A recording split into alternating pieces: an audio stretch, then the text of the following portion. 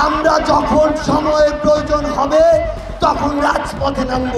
এত চোর বাটপার থাকতে দুদক এখনো ঘুমে কেন জানতে চেয়ে প্রশ্ন করেছেন বৈষম্য বিরোধী ছাত্র আন্দোলনের অন্যতম সমন্বয়ক সার্জিস আলম। আওয়ামী লীগের সরকারের পতনের পরও দেশের বিভিন্ন রাজনৈতিক সামাজিক ইস্যু নিয়ে সরব ছাত্র আন্দোলনের অন্যতম এই সমন্বয়ক।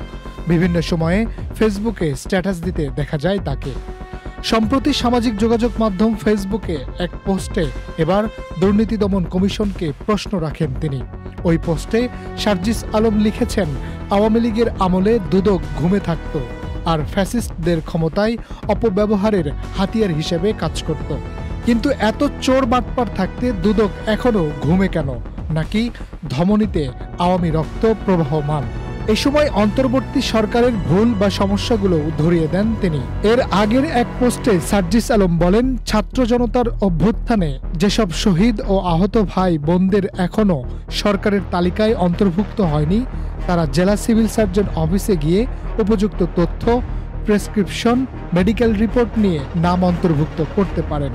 তার পূর্বে স্বাস্থ্য মন্ত্রণালয়ের ওয়েবসাইটে গিয়ে যাচাই করে নেবেন যে সেই নামটি অলরেডি তালিকাভুক্ত হয়েছে কিনা। তবে সাবধান, কেউ কোনো সুবিধার আশায় আন্দোলনের সঙ্গে সম্পৃক্ত নয় এমন ভুয়া নাম অন্তর্ভুক্ত করতে যাবেন না।